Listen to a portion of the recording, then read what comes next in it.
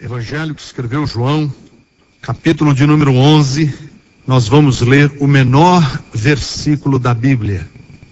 Se não é o menor, é um dos. Contaram até as letras já para saber se esse aqui é menor do que Deus é amor. Evangelho de João, capítulo 11, versículo 35. Jesus chorou. João 11, 35. Jesus chorou. Eu queria que você fechasse os olhos um minuto, um instante. Veja se você consegue conceber, imaginar a descrição deste versículo. Jesus chorou. Amado Deus, eu quero te pedir no nome de Jesus, que tu nos dês, ó Deus, a compreensão do que significa este versículo em toda a sua profundidade. Jesus chorou. Filho de Deus, que criou os céus e a terra pelo poder da sua palavra, porque está escrito do que nada do que se fez teria sido feito se não fosse por ele, porque para ele, por ele, são todas as coisas, e é no poder da sua palavra que todas as coisas subsistem. E ele chorou. Eu quero te pedir que tu nos dês compreensão desse texto, para que hoje nós possamos sair um pouco mais parecidos com Jesus. É no nome dele, para a glória dele que nós oramos. Amém e amém. Queridos, eu como pastor tive já o privilégio, eu digo privilégio, não é a responsabilidade, não é o dever, não é o ônus, é o privilégio de partilhar, de estar ao lado de muita gente que sofreu dores muito grandes. Eu já estive perto de gente que sofreu coisas terríveis. Um desses dias, aqui na Bethesda, uma mulher me chamou um pouquinho antes do culto e eu me senti coração atravessado por uma faca, quando ela disse: pastor, a semana passada eu pedi oração aqui na Bethesda porque o meu marido estava em coma, ele teve um acidente de motocicleta, com coma profundo. Eu vim aqui pedir oração. E ela começou a chorar e disse: pois sexta-feira, isso era domingo de manhã, sexta-feira nós o enterramos. Ele morreu, teve morte cerebral, morreu. E eu me compadeci daquela moça, uma jovem ainda. O marido morreu na flor da idade. Duas filhinhas pequenas em casa. Então eu conheço um pouco de lágrimas. Eu já chorei momentos terríveis na minha vida. Algumas pessoas nunca sofreram abalos, eu já sofri muitos. Aliás, eu sofri abalos desde que sou adolescente, desde a minha adolescência. Porque na minha adolescência, minha mãe deu à luz a gêmeos e a meninazinha só sobreviveu 2 dias. Então eu ainda era criança quando nós passamos por um drama da morte de uma irmã que não sobreviveu ao parto. Ela morreu 2 dias depois. Então eu conheço da lágrima, um pouco da dor, porque eu sou pastor e eu próprio vivi momentos de muita dor, de muito sofrimento. Já estive em famílias com filhos com leucemia. Eu já participei do drama de pessoas que estavam atravessando dificuldades enormes financeiras, além de estarem com câncer na família. Eu já vi muito drama, muita dor. Mas eu vi outros tipos de lágrimas já. Eu já, no meu gabinete, conversando comigo na minha sala, eu já vi pessoas chorando de remorso. Eu já vi pessoas chorando de arrependimento. Eu já vi pessoas que choraram porque foram abandonados, ou choraram porque estão caindo em si, porque abandonaram. Então eu conheço um pouco e muito de lágrimas. Pouco porque a gente nunca conhece o suficiente, e muito porque eu já vi muitas vezes acontecendo. O texto diz que Jesus chorou. E a minha pergunta é a seguinte: por que Jesus chorou em público? Por que é que o Filho de Deus não escondeu suas lágrimas? Como que eu posso olhar para Jesus com lágrimas correndo, rolando pela sua face? De que maneira nós, os cristãos, podemos conceber aquele que é o nosso arrimo, Jesus, aquele que é o nosso pastor, Jesus? Como é que eu posso conceber aquele que esmagou a cabeça da perigosa serpente, Jesus, chorando? Porque na minha cabeça e na cabeça da maioria de nós, lágrimas representam fraqueza. O que chora está quebrado. Lágrima indica uma condição de quebrantamento. Lágrimas significam fragilidade. E na nossa ideia da divindade, quando nós concebemos Deus, foge das nossas categorias, foge da nossa mentalidade a possibilidade da fragilidade. Frágil é o fraco, é o que nós pensamos. Tanto que quando nós, homens, fomos criados, a maioria de nós ouvimos dos nossos pais o que? Homem não chora. Qualquer moleque já deve ter ouvido essa frase, qualquer rapaz já deve ter ouvido essa frase. Qualquer menino do sexo masculino ouviu essa frase pelo menos uma vez: homem não chora. Porque o homem parece que é criado numa sociedade para não se quebrar, para não se quebrantar, para não se fragilizar. Quando ele diz, o texto diz que Jesus chorou, a minha pergunta é: por que é que ele se desnudou?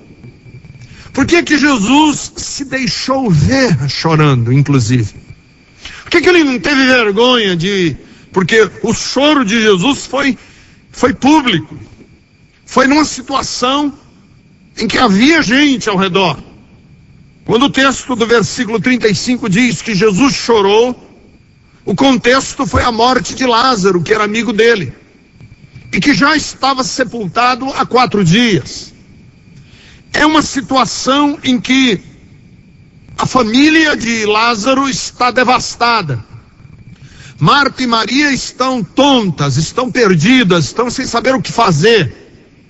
E diante do choro de Maria, os judeus que a acompanhavam, Jesus agitou-se no espírito, o texto diz no versículo 33, e perturbou-se com aquela cena, com o drama, com a situação constrangedora.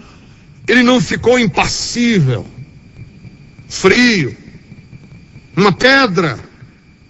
Ele não se manteve incólume.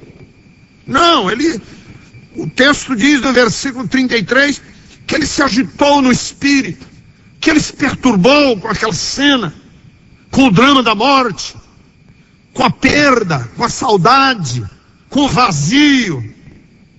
Ele se abalou com aquilo, e a dor de Marta e de Maria, e o clima, e as circunstâncias chegaram nele, e ele se abalou, e o texto diz que Jesus chorou. E eu acho que ele chorou porque ele queria ser sincero com ele mesmo, honesto com ele mesmo. Ele não chorou para dar uma lição. Ele não chorou para ensinar as pessoas que precisavam chorar. Ele chorou porque chorou. Não é assim: hoje eu vou pregar na Bethesda e eu preciso demonstrar para os irmãos da Bethesda que eu sou um pastor sensível. Então, quando o pastor Mário ou o pastor Eliel lerem os pedidos de oração, eu vou chorar, para eles verem que a gente precisa chorar. Não é assim, né? O pastor vai chorar para ensinar o povo a chorar. Ou você chora ou você não chora. Se você chorar um choro provocado, ele é falso, e o choro falso não tem significado nenhum. Eu já vi muitos disso em climas religiosos, em clima de igreja. Mas os olhos secos, né? Não está chorando nada, o pastor só está... Ele está doido para chorar, mas não consegue, às vezes nem consegue. Irmãos, eu preciso tanto mostrar. E não sai nada. Esse choro não foi o choro de Jesus. Jesus chorou, aquilo tocou nele. Ele olhou aquela situação de Lázaro e aquilo mexeu com ele. E ele chorou, mas ele chorou de verdade. E com o choro de Jesus, com a lágrima de Cristo, sendo Ele quem Ele é, nós podemos olhar para Ele e aprender com Ele. Não é aprender com o que Ele fez, como Ele se comportou, é aprender com Ele. E a Bíblia Sagrada diz que nós temos que aprender dele, porque Ele diz assim: aprendei de mim. Nós temos que aprender com Ele, não é como Ele, a encenação que Ele fez, mas como Ele foi verdadeiro naquilo que Ele viveu. Então a primeira coisa que eu aprendo com Jesus aqui nessa situação é a seguinte: que ao contrário do que a gente pensa, nós somos felizes quando nós nos abrimos para os sentimentos. Se você quiser verdadeiramente ser feliz, você tem que se abrir para os sentimentos. Você tem que evitar criar uma ilha, ou ser uma ilha. Criar fossos na sua vida. Lembra aqueles castelos? Antigamente eles criavam o que eles chamavam de fossos, ou fossas, que eram vales que eles cavavam ao redor do castelo e enchiam d'água e ninguém conseguia entrar no castelo. Muitos de nós criamos fossos ou fossas ao redor da nossa vida e ninguém consegue chegar na gente. Por quê? Talvez nós tenhamos sido feridos alguma vez. Talvez alguém abusou já de nós. Se você, mulher, foi abusada sexualmente quando você era criança. Se você, rapaz, foi violentado, não só sexualmente, mas por palavras, com violência dentro de casa. É muito fácil pessoas que foram abusadas criarem fossas ao redor de si, encher de água canais ao redor da sua vida, que você diz assim: alguém pisou em mim uma vez, mas ninguém mais pisa. Eu fui ferido, mas ninguém me fere mais. E você se isola para os sentimentos. Você mantém as pessoas a uma distância regulamentar, não chegue perto. Mas quem chora é porque ainda não perdeu a alma. Aquela pessoa que se permite ser tocada por sentimentos é uma pessoa que está se abrindo para todo o sentimento, para o sentimento da alegria e para o sentimento do choro. Porque quando você se isola e diz assim: ninguém toca em mim, você não permite que as pessoas lhe machuquem, mas você também não permite que as pessoas tragam alegria para você. Você nunca sabe se alguém vai lhe fazer feliz ou se alguém vai lhe machucar. Aí você diz assim: pelo sim, pelo não, para não correr risco, não mais, no more.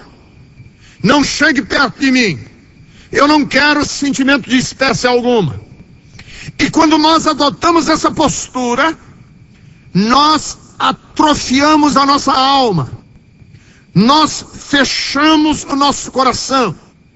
E nós nos candidatamos a nos embrutecer. E quem se embrutece se torna cínico. E quem se torna cínico se animaliza. E quem se animaliza é porque tem calos agora, criou calo na alma. E esses calos lhe fazem uma pessoa insensível. Porque tem agora muralhas ao redor de si. Tem vales cheios de água ao redor da sua vida. São fossos intransponíveis no ser. E alguns de vocês, de tanto presenciarem a maldade, às vezes dentro de casa, de tanto terem sido feridos, às vezes por pessoas muito próximas de você, de tanto se decepcionarem, de tanto terem sido machucadas, você se isolou e você se tornou uma pessoa agora calculista, uma pessoa que é cética, que é ateia do ser humano. Não é que você é um ateu de Deus, você é um ateu do próximo. Você não crê em ninguém, você não acredita mais em pessoa alguma. Deixa eu só dar um exemplo. Alguns anos atrás eu estive no Nepal, na cidade capital do Nepal, que chama-se Katmandu. Por uma série de circunstâncias que não vale aqui agora contar, milagre de Deus, eu e o pastor Otacílio, da Bethesda, estávamos orando, porque a cidade de Katmandu fica num vale, e vocês sabem que o Nepal é onde estão as cordilheiras do Himalaia, que são as montanhas mais altas do mundo, inclusive o Monte Everest, o pico mais alto do mundo, está lá. Então é rodeado de montanhas e a cidade fica num vale lá dentro. Você vê literalmente a cidade lá embaixo. Nós estávamos orando na montanha, olhando a cidade lá embaixo, e no que nós estávamos orando, nós vimos umas pessoas nos observando ao longe, e a gente ficou com medo, porque estávamos orando em voz alta, e a gente era um descampado, quer dizer, era um lugar ermo, não tinha casa, não tinha nada, era um campo, do alto das montanhas a gente orando. E aí vimos umas cabeças de pessoas nos observando. Vocês sabem que lá é um país que tem sido muito perseguido por terroristas, porque tem um grupo terrorista maoísta que contende com o governo. Nós ficamos com medo, achamos que poderia ser algum grupo terrorista, e começamos a andar pela trilha. E no que nós estávamos andando pela trilha, uma pessoa gritou e falou: vem cá, vem cá, vem cá. Na língua deles, o missionário que estava conosco: estão nos chamando, vamos lá. Quando nós chegamos perto dessas cabecinhas que a gente via ao longe, eram obreiros de uma casa de recuperação evangélica que estava cuidando de crianças que tinham sido resgatadas do tráfico internacional da pedofilia. Que eu não tinha nunca estado perto disso.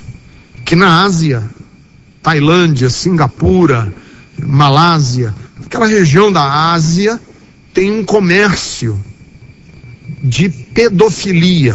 Eles vendem meninas para serem prostituídas, mocinhas de 11, 10, 15 anos, até 9 anos de idade. São vendidas para serem prostitutas, escravas brancas. E essa casa era uma casa de recuperação de meninas, tirava essas meninas da prostituição, algumas com 15, 16 anos, já imprestáveis para a prostituição, porque elas perdem a virgindade às vezes com 12, 13 anos de idade, chegam a ter tantos parceiros, tantos homens abusando dessas meninas, comprando o direito de ter sexo com ela, que com 16 anos já estão contaminadas de AIDS, já estão sifilíticas, já estão devastadas com doenças venéreas de todas as espécies, já não nem servem mais, já são abandonadas como meninas de rua, mendigas que vão ficar mendigando pelas cidades. Então, essa é uma casa que recuperava, e aí a obreira falou: eu vi vocês orando em voz alta. E aí a gente pensou: quem é que está orando aqui em voz alta? Vem cá e tal, entra aqui para vocês conhecerem a nossa casa. E nós entramos, e eu nunca tinha estado numa casa dessa. As meninazinhas, 14, 15, 16 anos ali, devia ter um grupo de umas 50, 55 meninas. E aí eu dei uma palavra, nós oramos, e depois foi ter um lanche com elas, e ela me mostrou uma assim, era pequenininha. As asiáticas são pequenininhas, ela é pequenininha, franzinazinha, bonitinha, o rostinho bonito, de uma menina que não devia ter 13 para 14 anos de idade. Aí ela disse assim: essa chegou essa semana aqui, nós estamos tendo uma enorme dificuldade com ela, uma enorme dificuldade com essa menina. Tiramos essa menina da prostituição, está aqui sendo recuperada, mas ela não confia em ninguém, não aceita amor de ninguém. porque quem vendeu ela para prostituição foi o próprio pai. Aí a obreira disse assim: você imagine uma moça que o pai fez isso com ela, quem ela pode confiar? Se ela não pode confiar no pai, quem ela vai confiar? E aí eu olhei para aquela menina, ela estava fazendo a refeição, comendo, meu coração se encheu de misericórdia por ela, e eu vi naquela menina o retrato de muita gente que eu conheço, que em graus menores agem exatamente igual a ela. Eu não confio mais em ninguém, então não aceito mais o amor de ninguém, não recebo mais sentimentos de ninguém, não quero mais me expor, não vou me expor mais a ninguém, porque um dia eu fiz e me feri, eu confiei e fui decepcionado. Então é assim, Jesus tinha tudo para ser um homem frio, porque ele conhecia o coração dos homens. Jesus tinha tudo para ser uma pessoa cética, porque ele sabia, e o texto da Bíblia diz que ele sabia, que entre os 12 tinha um que era ladrão, que era Judas Iscariotes. Que a Bíblia diz que Jesus desde o princípio sabia que ele era ladrão. Jesus sabia que a religião, o berço religioso onde ele cresceu, estava carcomido de ódio, cheio de gente podre dentro do meio religioso onde ele estava sendo nutrido na sua fé. Ele sabia, mas viver essa luta, esse desafio de eu não me fechar em copas, de eu não me trancar com blusas de couro, de eu não blindar as portas do meu coração. Viver é isso. Viver é um eterno desafio de me manter vulnerável. Se você viver e quer viver uma vida bonita, prepare-se para rir e para chorar. Porque fechar-se para o rir e para o chorar é fechar-se para a vida. Se você quiser manter-se intacto, só tem uma maneira: é não dar o coração para ninguém. E quem não dá o coração para ninguém precisa empacotá-lo, precisa jogar num canto. E quem joga o coração num canto perde a capacidade dos sentimentos. Por isso é que a Bíblia diz que são bem-aventurados os que choram. Por que a Bíblia diz que são bem-aventurados os que choram? Porque quem chora saiu de dentro desse caixão imaginário, dessa urna imaginária, em que às vezes nós queremos trancar a nossa própria alma. Chorar é tornar-se vulnerável, é abrir-se para a vida, é ir, sim, mais uma vez, na direção daquele que pode nos machucar, daquele que pode nos ferir. Então é assim, o único lugar onde você pode ficar totalmente imune, isolado, é no isolamento total, é você se isolar completamente. E você sabe o que a Bíblia chama de isolamento completo? Que tem gente que diz assim: você quer saber de uma coisa? Eu vou me isolar de tudo e de todos. Você sabe qual é o nome que a Bíblia dá para esse isolamento? Inferno. Quando a Bíblia quer falar de inferno, ela fala de solidão. Inferno é a solidão, é o isolamento, é você se separar de tudo e de todos, é você se prevenir de ter contato com alguém, de verter lágrimas, de chorar. Então tem um texto do Vinícius de Moraes que eu acho muito lindo, que ele faz a pergunta: qual é a maior solidão? Qual é a maior solidão? E o Vinícius de Moraes diz assim: a maior solidão é a do ser que não ama.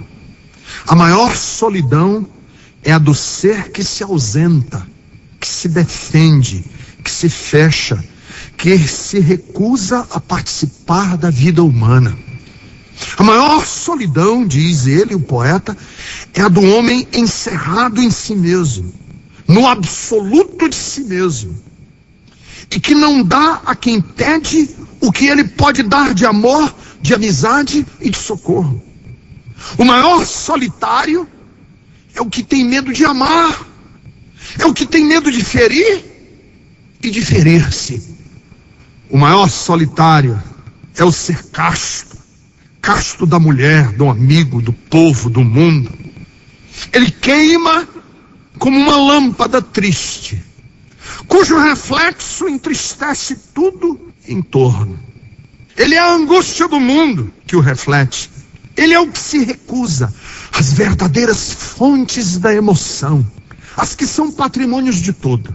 E encerrado em seu duro privilégio, semeia pedras do alto de sua fria e desolada torre. Esse é o homem e a mulher que vive no inferno. Então, assim, coisa mais linda é que o capítulo 11 de João relata, narra um dos últimos eventos na vida de Jesus. Jesus ressuscita Lázaro, é ungido em Betânia, entra triunfalmente em Jerusalém e é traído e morto na cidade de Jerusalém. Um dos últimos momentos de Jesus aqui na terra, ele está chorando. Que coisa linda, não perdeu a alma, não se encerrou dentro de si mesmo. Que coisa linda. Mantém a sua humanidade, que é o desafio meu e seu.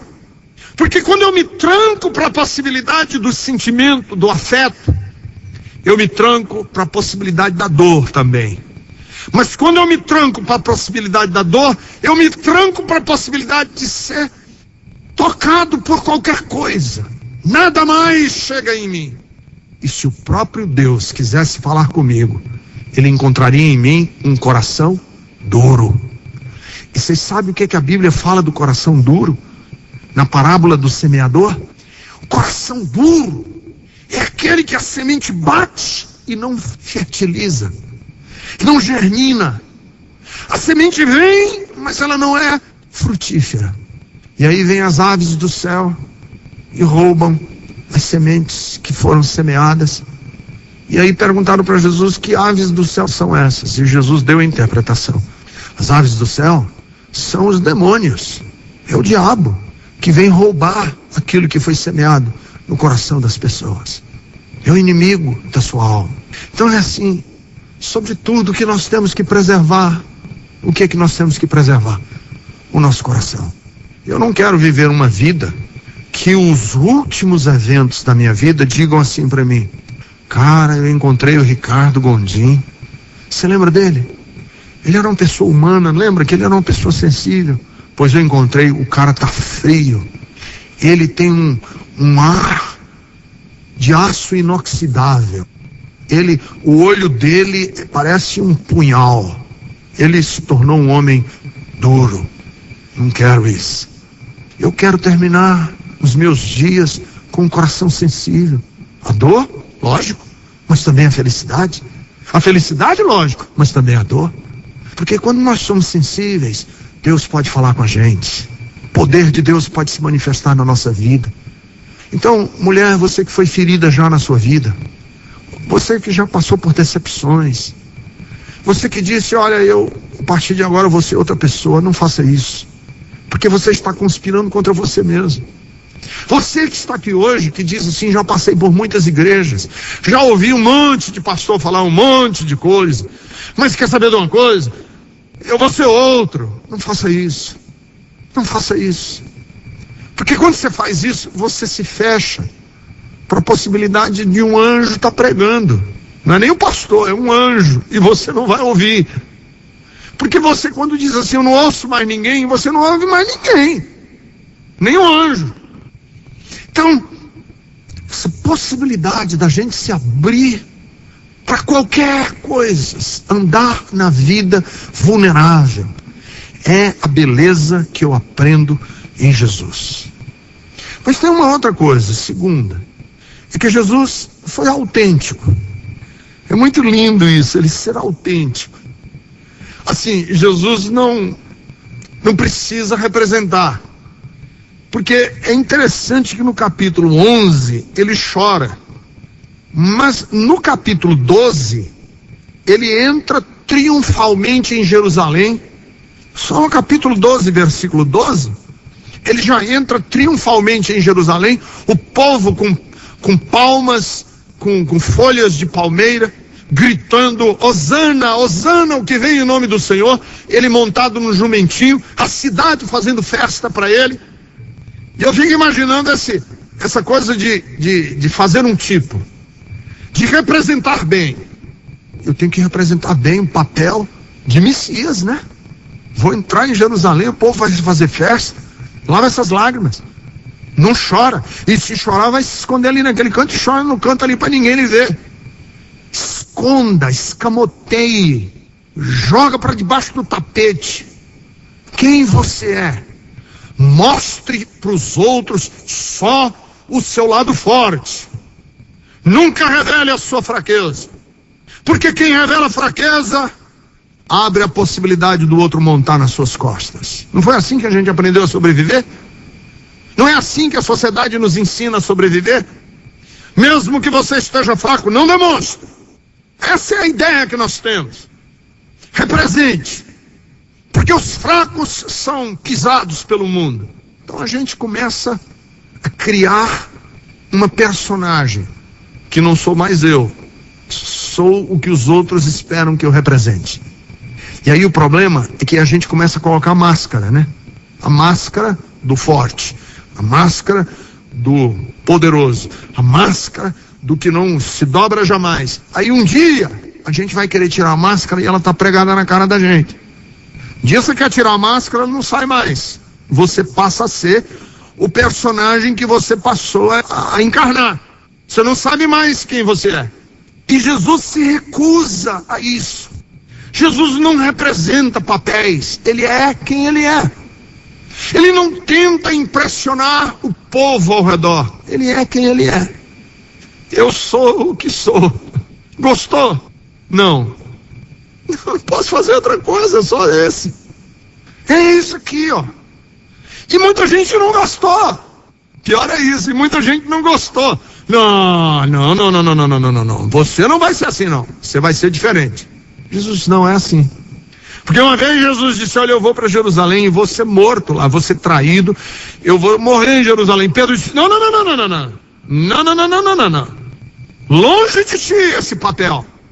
Você não vai para Jerusalém assim, você vai diferente. E outra coisa, se for assim, eu morro primeiro. Jesus disse: arreda daqui, Satanás. Porque você não discerne as coisas de Deus, você discerne as coisas dos homens. Jesus nunca tentou cumprir papéis para agradar o público. Nunca. Uma vez ele pregou uma mensagem, as pessoas não gostaram. Os discípulos vieram a Jesus e disseram: Senhor, o teu sermão está duro demais.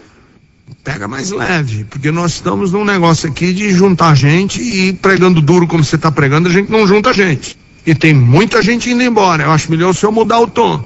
Sabe qual foi a resposta de Jesus? E vocês também não querem ir embora? A mensagem é essa. Gostou? Não. Então, pior para você. Mas é isso aqui. Ele não tentava representar. Quando ele estava triste, chorava. Quando ele estava alegre, o texto diz: e ele exultou no Espírito. É o texto quando ele envia os 70, e os 70 voltam, os 72, né, que diz Lucas que eram 72, voltam com a notícia de que os demônios estavam submissos a ele.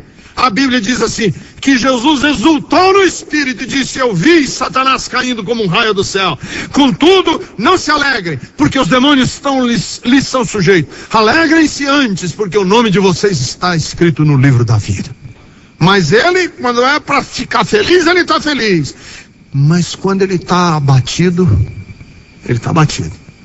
Quando ele está triste, ele está triste. Ele era ele. Que eu acho que é um pouco do que nós precisamos aprender no exercício da nossa religião. Quer dizer, a nossa espiritualidade não pode nos descolar de nós mesmos. A nossa espiritualidade tem que nos unir a nós mesmos, tem que nos integrar como pessoas. Não me chama para representar papéis. Ser espiritual não é representar bem um papel. Ser espiritual é ser autêntico. Estou abatido, eu estou abatido. Porque nas igrejas evangélicas é assim: eu estou tão triste. Não fala isso, meu irmão. Crente em Jesus não fica triste? Não declara? Não decrete? Não chame isso para você. Mas eu estou. O que eu faço? Põe a máscara. Põe a máscara de vencedor. E se comporte como tal. Mas eu não estou assim. Por isso é que eu gosto de ler os salmos. Porque os salmos da Bíblia não são só de triunfo. Salmos da Bíblia são honestos. Tem salmo que ele se sente péssimo. Eu estou péssimo. Eu estou me sentindo igual um verme. Tem salmo que ele está se sentindo bem.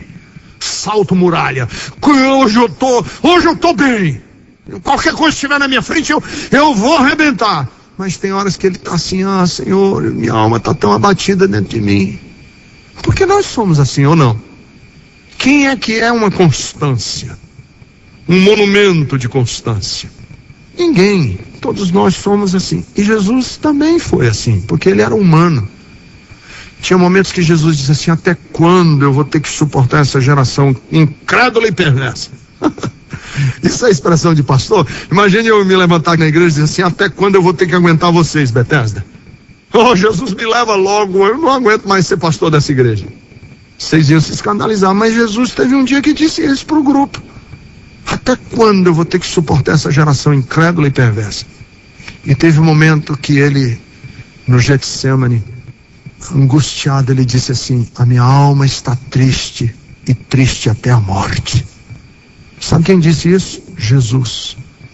Minha alma está triste, e está triste até a morte. Por que nós precisamos ser honestos com nós mesmos? Primeiro, porque não adianta ficar falseando o que nós não somos.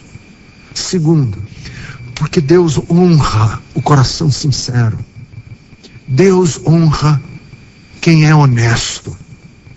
Deus não tolera mentira, falsidade, hipocrisia, demagogia.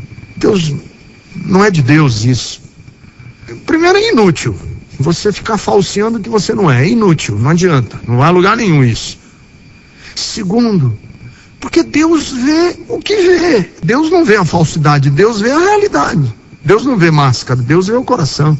Então não vale nada. E a Bíblia diz que Deus honra quem é humilde, que reconhece. Deus rejeita o soberbo, plastificado. Deus rejeita aquele que é insincero. Mas quem é honesto e quebrantado de alma e de espírito, a esses ele não rejeita nunca. Então assim, venha como você está. Você está triste? Venha com a sua tristeza. Com uma certeza linda que Deus não nos rejeita porque estamos tristes. Não desdenha da gente. Deus não nos olha com desdém, dizendo assim: fracoide, olha que fracoide, lá vem ele triste. Deus não age assim conosco.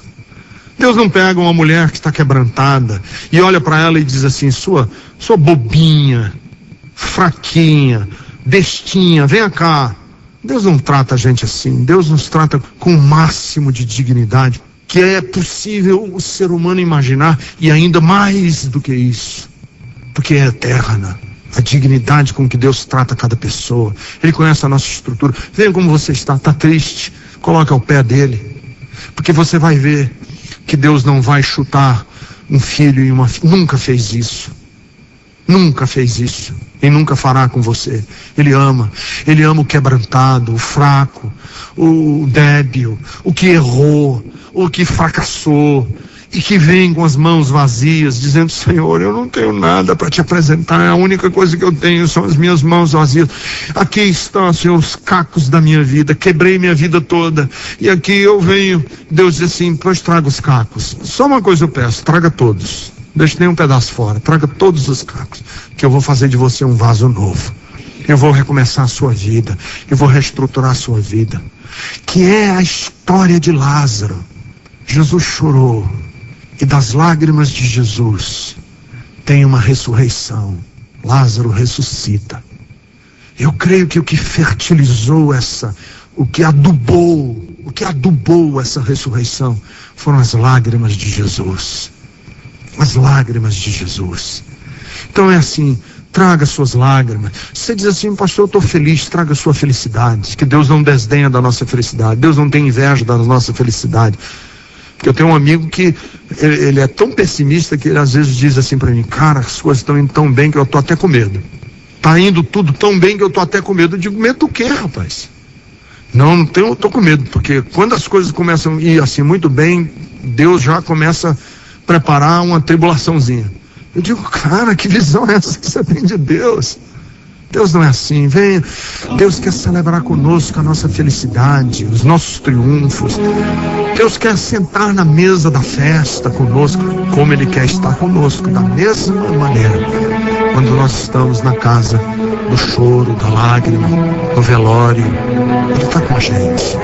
E Ele não nos acha ridículo. Deus não acha ninguém ridículo. Deus não trata ninguém como ridículo. As suas lágrimas não são ridículas. O seu choro não é ridículo. O seu comportamento não é ridículo diante de Deus. Deus olha para você com um olhar compassivo de um Deus amoroso e bom.